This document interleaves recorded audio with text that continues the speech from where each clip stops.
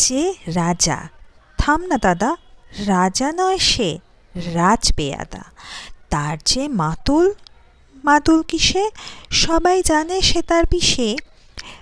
তার ছিল এক ছাগল ছানা, ছাগলের কি গজায় ডানা। একদিন তার ছাদের পরে, ছাদ কোথা হে, টিনের ঘরে। বাগানের এক উড়ে মালি, মালি নয় তো মেহের আলি, মনের সাধে গাইছে বেহাগ, বেহাগ তো নয় বসন্ত রাগ। থো না বাপু খেঁচাখেচি, আচ্ছা বলো চুপ করেছি।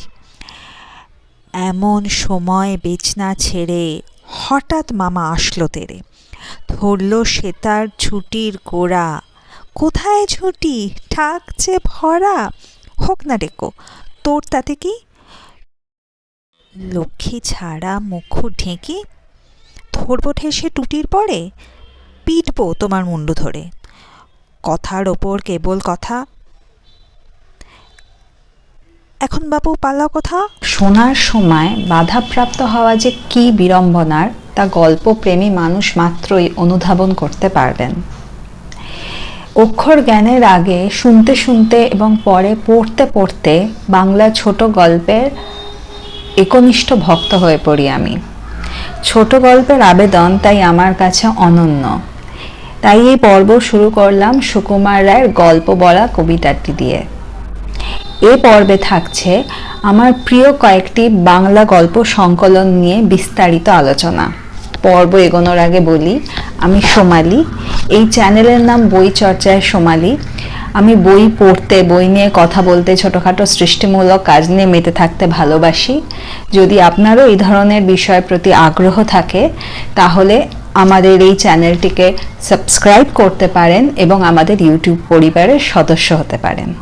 চলুন শুরু করি আজকের ভিডিও। বইয়ের জগৎ নতুন কিছু সৃষ্টি করার তাগিদ আমায় বড় আনন্দ দেয়। এই আনন্দেরই কিছুটা অংশ আপনাদের সঙ্গে ভাগ করে নেওয়াই বই চর্চার সোমালি চ্যানেলের মুখ্য উদ্দেশ্য।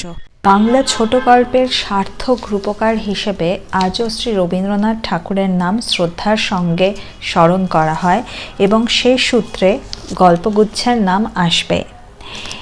এই বই সম্পর্কে বিস্তারিত আলোচনার ধৃষ্টতা না দেখেও বলতে পারি, ছোট গল্পের সাহিত্যগত নিয়ম অক্ষুণ্ণ রেখেও কিভাবে চিরকালীন শাশ্বত সাহিত্যের বীজ রোপণ করতে হয় তাই গল্পগুচ্ছের অন্তর্গত রোম্যান্সধর্মী, অতিপ্রাকৃত বা মনস্তাত্ত্বিক গল্পগুলি জানান দেয়। যেটুকু বোধের জায়গা ছোটবেলা থেকে আমার মধ্যে তৈরি হয়েছে, সেক্ষেত্রে গল্পগুচ্ছের গল্পগুলির ভূমিকা অমোঘ।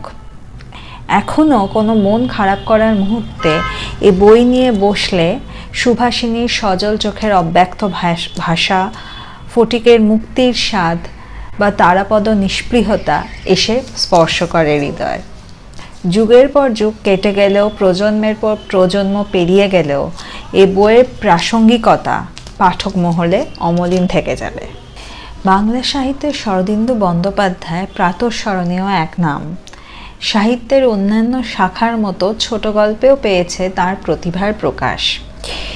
শরদিন্দু বন্দ্যোপাধ্যায় অমনিবাস চতুর্থ খণ্ডে স্থান পেয়েছে তার লেখা কিশোরদের উদ্দেশ্যে লেখা ছোট গল্পগুলি। তীক্ষ্ণ বুদ্ধি সম্পন্ন সত্যান্বেষী ব্যোমকেশ, ভূতান্বেষী বরদা ছাড়াও শরদিন্দু বন্দ্যোপাধ্যায়ের সৃষ্ট আরেকটি জনপ্রিয় চরিত্র হল সদাশিব। উত্তরে মোঘল এবং দক্ষিণে বিজাপুরি এই দ্বৈত আক্রমণে মহারাষ্ট্রের জনজীবন যখন কার্যত ব্যর্থ বা অরাজকতায় পরিপূর্ণ, সেই মুহূর্তে বিদেশি শক্তির পতন ঘটিয়ে মহারাষ্ট্র তথা ভারতবর্ষের মানুষকে স্বাধীনতা এনে দেওয়ার স্বপ্ন দেখেছিলেন ছত্রপতি শিবাজী। এই ঐতিহাসিক পটভূমিতে কল্পনার রং মিশিয়ে শরদিন্দু বন্দ্যোপাধ্যায় সৃষ্টি করলেন কিশোর চরিত্র সদাশিবকে। ছোট্ট গ্রাম ডোঙরপুর নিবাসী সদাশিব ছোটবেলা থেকেই পিতৃমাতৃহীন, মামার কাছে মানুষ এবং গ্রাম থেকে বিতাড়িত। সে এসে যোগ দেয় শিবাজির দলে। শিবাজি সুচারু পরিচালনাকে কাজে লাগিয়ে নিজের বুদ্ধিমত্তায় একের পর এক বিপক্ষ শক্তিকে হারিয়ে সে জয়ী হতে থাকে এবং নিজের বুদ্ধিমত্তার পরিচয় দিতে থাকে। এই বইটিতে সদাশিবকে নিয়ে 5টি গল্প সংকলিত হয়েছে, যথা সদাশিবের আদিকাণ্ড, সদাশিবের অগ্নিকাণ্ড, সদাশিবের দৌড়দৌড়ি কাণ্ড, সদাশিবের হৈ হৈ কাণ্ড এবং সদাশিবের ঘোড়া ঘোড়া কাণ্ড। প্রত্যেকটি বয়ঃক্রমের মানুষের ভালো লাগবে বলে আমার ধারণা এই গল্পগুলি। এছাড়াও এই বইটিতে রয়েছে আরও 23টি গল্প। রোম্যান্স ধর্মী গল্পে রয়েছে অলৌকিকতার সুর, ইতিহাসের পটভূমিতে স্থাপিত গল্পগুলিতে রয়েছে কল্পনার রং। এই ধরনের সুন্দর সুন্দর কিছু গল্প রয়েছে, যার মধ্যে কয়েকটি গল্পের উল্লেখ আমি করছি। কিশোর মন সবসময় অ্যাডভেঞ্চার প্রিয় হয় এবং অজানাকে জানা, অচেনাকে চেনার স্পৃহা তার মধ্যে প্রবল থাকে। এই কিশোর মনের সমস্ত চাহিদাকে মাথায় রেখেই যেন তৈরি হয়েছে জেনারেল ন্যাপলা নামক চরিত্রটি। তারপরে এই বয়ঃসন্ধির সময়টি যথেষ্ট গুরুত্বপূর্ণ। এই সময় ন্যায় নীতি বোধ প্রবল হবে কি ম্রিয়মাণ হবে তা এই সময় ঠিক করে অনেক ক্ষেত্রে।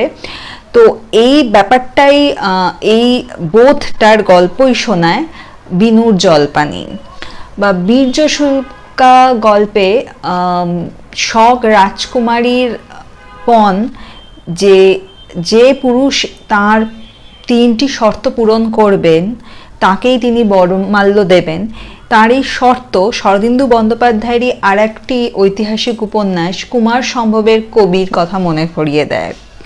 যে কোনো ধরনের একঘেয়েমি কাটাতে শরদিন্দু অমনিবাস 4র্থ খণ্ডের জুরিমেরা ভার। বাংলা সাহিত্যে বিমল কর এক বিরল প্রতিভার নাম। অসাধারণ প্লট কাহিনী সম্পৃক্ত উপন্যাস যেমন লিখেছেন, তেমনই লিখেছেন এক নিঃশ্বাসে পড়ে ফেলবার মতো কিছু গল্প। এমনই ছক ভাঙা কিছু গল্পের খোঁজ মেলে 50টি গল্প এই গল্প সংকলনটিতে।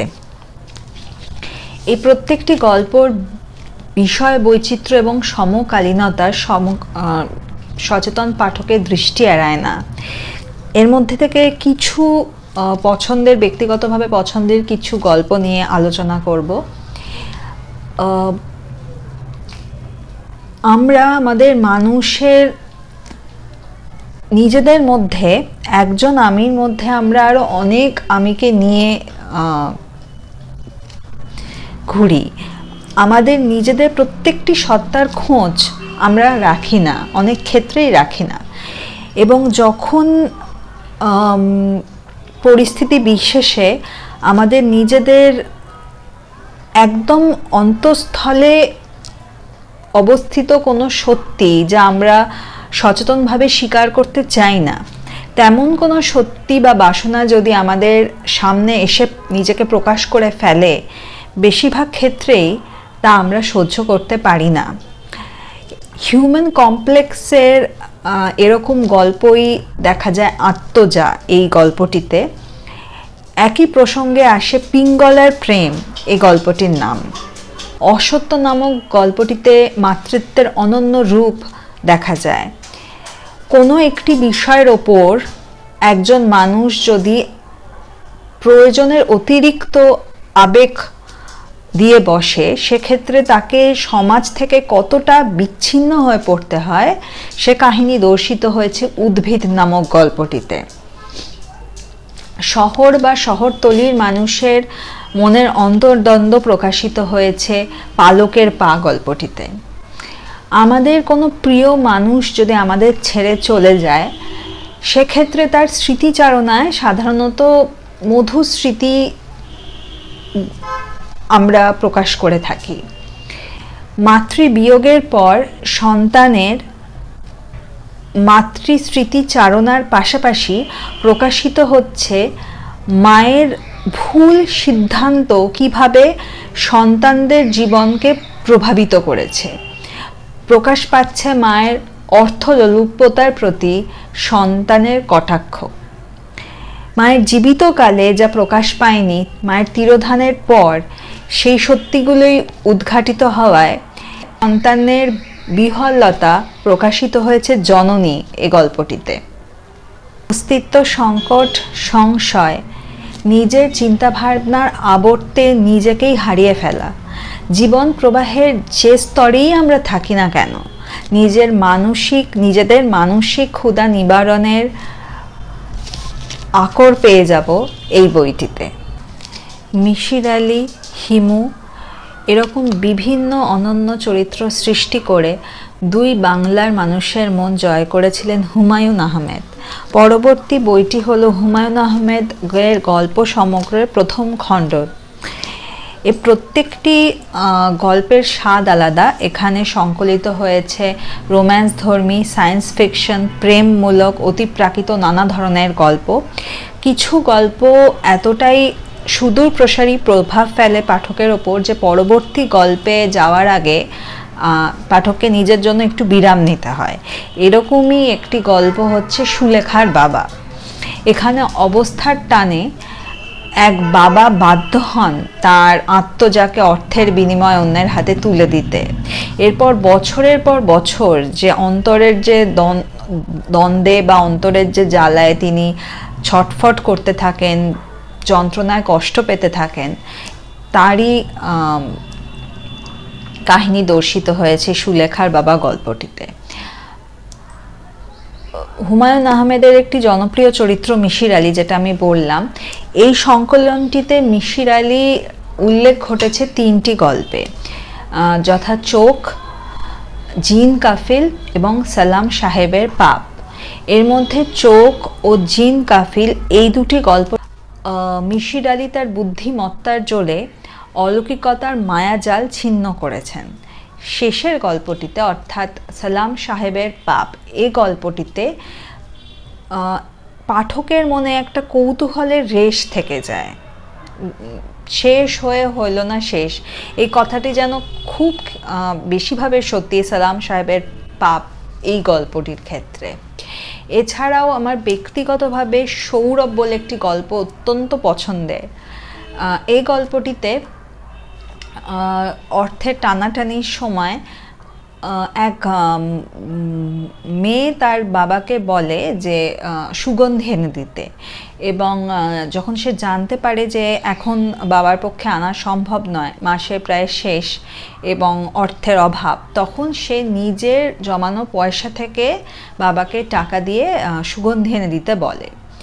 দিনের শেষে অসুস্থ হয়ে পড়ায় চেতনার প্রায় শেষ লগ্নে পৌঁছে গিয়ে বাবার মনে অনুরণিত হতে পারে যে সেই সুগন্ধেরই কথা, সেই সৌরভেরই কথা যা মেয়েকে দেবার কথা ছিল।